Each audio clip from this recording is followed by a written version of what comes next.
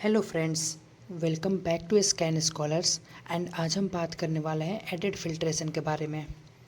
जैसा कि हमने इसके प्रीवियस वीडियो में इनहेरेंट फ़िल्टर को डिस्कस किया था, तो आज इस वीडियो के अंदर में हम इसको एडिड फ़िल्टर्स के बारे में डिस्कस करने वाले हैं। सो इसके इंट्रोडक्शन से स्टार्ट करते हैं। Added filtrations refers to the extra filter materials placed in the path of the X-ray beam outside the tube। तो एडिड जो फिल्ट्रेशन होता है, इसका सिंपल सा मतलब ये होता है कि वो एक्स्ट्रा फिल्टर मटेरियल्स जो एक्स-रे ट्यूब के हाउसिंग के बाहर लगाए जाते हैं, ठीक है, जो डायरेक्टली हमारी जो एक्स-रे ट्यूब से प्राइमरी बीम आ रही होती है, डायरेक्टली हम उसके पाथ में हम इस एडिड फिल्टर्स को उसमें लगाते हैं, जिससे कि जो भी लो इंटेंसिटी वाली रेडिएशंस होती है वो एब्जॉर्ब हो जाए। Its main function is to absorb low energy non-penetrating X-rays that only increase patient dose without contributing to image quality and the treatment of tumor। इसका मेन काम होता है कि जो भी हमारे पास लो एनर्जी या नॉन पेनिट्रेटिंग एक्सरेज है, उससे क्या होता है वो हमारे लिए यूज़फुल होती नहीं है, जिससे कि अगर वो पेशेंट पे पड़ती है, चाहे वो हम ट्यूमर का ट्रीटमेंट कर रहे हो या डायग्नोस कर रहे हो, तो वहाँ पे क्या होता है, ये हमारे low energy and non penetrating x-rays जो होती हैं वो हमारे पेशेंट की डोज को इंक्रीज़ कर देती है, ठीक है, जो हमारी बीम की क्वालिटी में कंट्रीब्यूट नहीं करती है। Commonly used materials include aluminium and copper depending on the desired beam modification। तो सबसे कॉमन जो मटेरियल जो यूज़ किया जाता है एडिड फिल्टर्स के लिए वो हमारा एल्यूमिनियम होता है और कॉपर, ठीक है। तो एल्यूमिनियम ज़्यादा हम इसको जनरली यूज़ में आता है, लेकिन जब हमें और ज़्यादा बीम हार्डनिंग चाहिए होती है तब हम कॉपर का यूज़ करते हैं, ठीक है, क्योंकि एल्यूमिनियम से ज़्यादा हमारा कॉपर का एटॉमिक नंबर होता है, ठीक है। जितने ज़्यादा एटॉमिक नंबर वाले हमारे पास मटेरियल्स होंगे वो उतनी ज़्यादा रेडिएशंस को एब्जॉर्ब कर सकती है। By filtering out soft x-rays it helps in producing a harder more effective beam. जब हमारे पास जो लो इंटेंसिटी वाली एक्सरेज होती हैं, जिसे हम सॉफ्ट एक्सरेज कह रहे हैं, उससे क्या होता है, अगर वो हमारे पास से अगर वो प्राइमरी बीम में अगर वो है, ठीक है, तो ये एडिड फिल्टर क्या करता है, वो उसे उस सॉफ्ट एक्सरेज को जिसके पास लो इंटेंसिटी एक्सरेज होती हैं वो उसको एब्जॉर्ब कर लेता है, और बीम हार्डनिंग मतलब कि वो उसकी, क्योंकि नॉर्मल सी बात है, अगर कोई भी आपके पास हेट्रोजीनस अगर एक्सरेज की बीम है, उसमें इसका मतलब है कि सारे फोटॉन्स की एनर्जी अलग अलग है, ठीक है। तो उसमें से क्या करता है कि वो उस बीम को हार्ड कर देता है। हार्ड करने का मतलब कि जिसके पास ज़्यादा एनर्जी होती है, जिस फोटॉन्स के पास, उनको पास होने देता है, एंड जिसके पास कम एनर्जी होती है उसको एब्जॉर्ब कर लेता है, ठीक है, जिससे कि जो हमारे पास बीम होती है वो हार्ड हो जाती है, एंड हमारे पास मोर इफ़ेक्टिव बीम होती है जो हमें यूज़ किए जाते हैं, जो हम यूज़ करते हैं जिसको, ठीक है।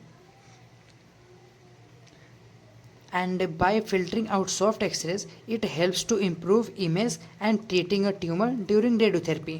तो हम इस एक्सरे ट्यूब को ऑर्थो वोल्टेज में यूज़ कर रहे हैं, तो इसका मतलब है कि हम जो भी इसके पास सुपरफिशियल टिश्यूज़ में जो भी हमारे पास ट्यूमर है एंड कैंसर सेल्स, उसको ट्रीट करने में यूज़ कर रहे हैं, तो वहाँ पे ये क्या करेगा, ये उस ट्यूमर को ट्रीट तो करेगा, बट जो हमारे पास सॉफ्ट एक्सरेज होंगी उनको क्या करेगा, एडिड फिल्ट्रेशन फ़िल्टर आउट कर देगा, जिससे कि हमारे पास जो भी पेशेंट की सरफेस है, स्किन सरफेस, उसको पेशेंट को डोज कम मिलेगी।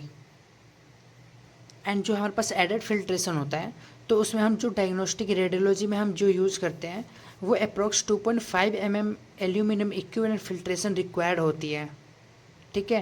एंड जो रेडियोथेरेपी मशीन्स होते हैं इसमें कस्टमाइज फिल्टर्स को यूज़ किए जाते हैं, जिससे कि हम उसके बीम को शेप एंड साइज़ को कंट्रोल कर सकते हैं।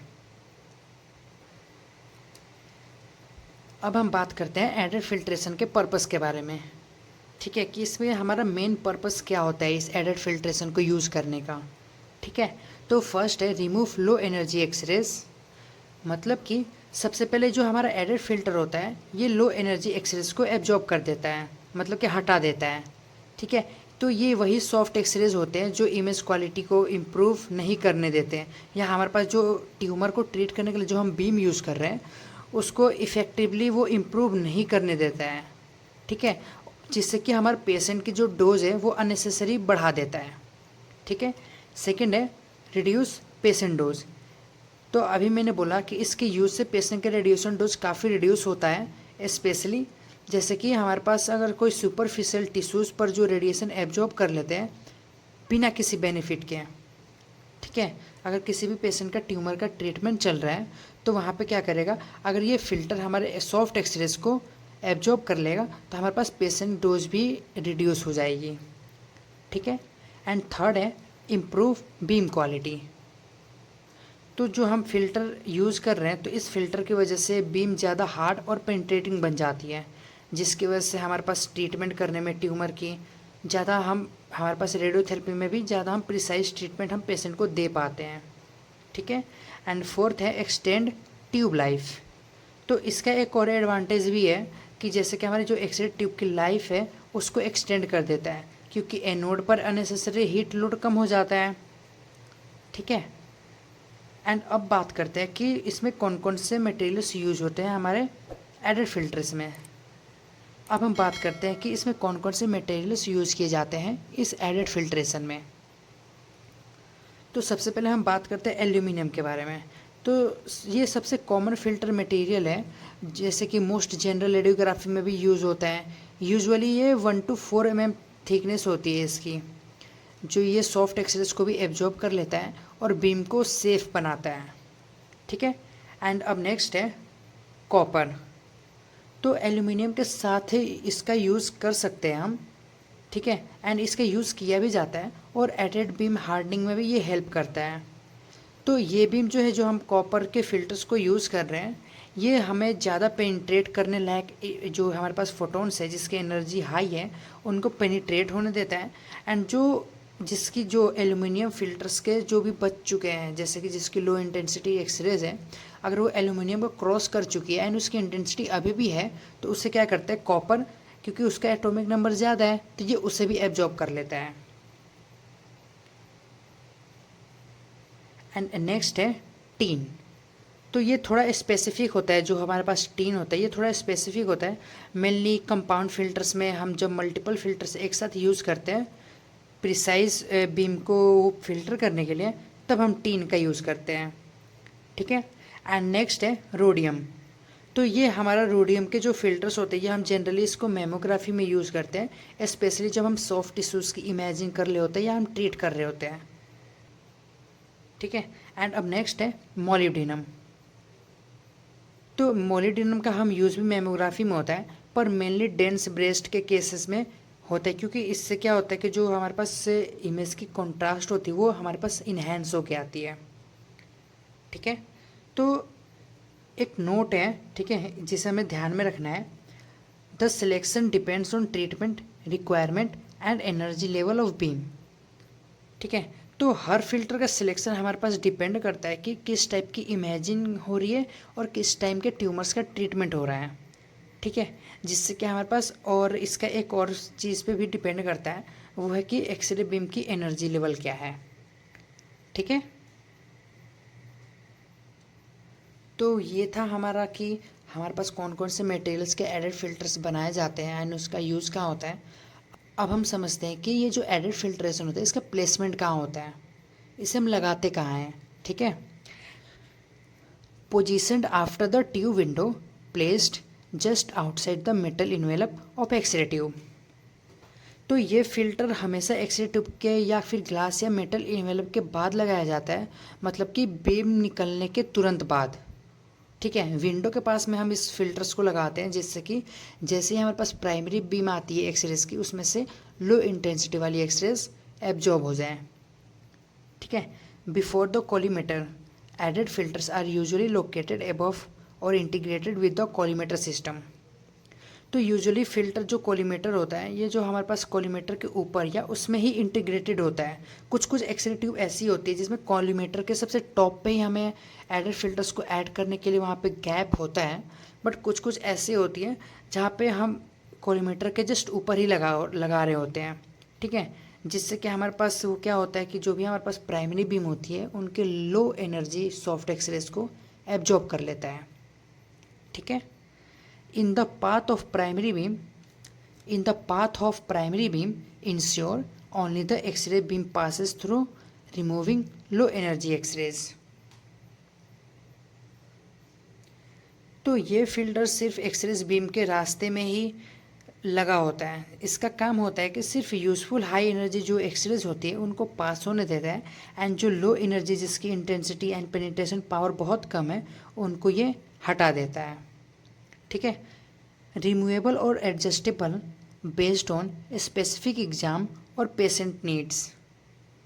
तो कुछ फ़िल्टर्स फिक्स होते हैं, पर कुछ एग्ज़ाम्स में हम एडजस्टेबल या फिर हम इसको रिमूवेबल, मतलब कि हम इस फ़िल्टर्स को एडजस्ट कर सकते हैं एंड हम अपने अकॉर्डिंग, जैसे कि हमने पिछले में मटेरियल्स के बारे में डिस्कस किया था, जब हमें ज़रूरत हो लो हमें केवीपी और हम बीम की पेनिट्रेशन पावर कम करके यूज़ कर रहे हैं तो हम वहाँ पे एल्यूमिनियम का यूज़ कर सकते हैं। अगर हमें बीम ज़्यादा हार्ड चाहिए तो हम उससे हाई डेंस वाले चीज़ को हम यूज़ कर सकते हैं। ठीक है, जैसे कि कॉपर। तो ये एक एडजस्टेबल एंड रिमूवेबल भी होता है, जब चाहे हम इसको निकाल के चेंज कर सकते हैं, एंड एडजस्टेबल भी होता है, अपने अकॉर्डिंग हम एडजस्ट कर सकते हैं। ठीक है। अगर पेशेंट को एक्स्ट्रा अगर कोई फ़िल्टर्स वगैरह अगर किसी पार्ट को ट्रीट करना हो या फिर डायग्नोस करना हो तब। ठीक है। Maintain uniform beam quality helps in dose reduction. तो ये हेल्प करता है एक कंसिस्टेंट और बैलेंस्ड एक्सरे बीम बनाने में, जिससे कि हमारे पास जो इमेज क्वालिटी होती है, अगर हम डायग्नोस्टिक में एक्सरे ट्यूब का यूज़ कर रहे होते हैं तो उस इमेज क्वालिटी को इम्प्रूव कर देता है एंड पेशेंट की डोज को भी कम कर देता है। अब हम बात करते हैं कि जो भी हमारे पास एडेड फिल्टर्स होते हैं उनके इफ़ेक्ट क्या होते हैं हमारे एक्सरे ट्यूब पे, एंड हमारे जो एक्सरेज के बीम है उस पर क्या इफ़ेक्ट पड़ता है। Increase beam energy. ये एडेड फिल्टर्स एक्सरे बीम की एवरेज एनर्जी को बढ़ा देता है, जिससे कि हमारी बीम जो है वो हार्ड बन जाती है, मतलब कि हार्ड बीम हो जाती है। ठीक है। हार्ड बीम का मतलब ये है कि ज़्यादा पेनिट्रेशन पावर हमें मिलती है। ठीक है, क्योंकि उस बीम की एनर्जी जो है वो इंक्रीज़ हो चुकी है।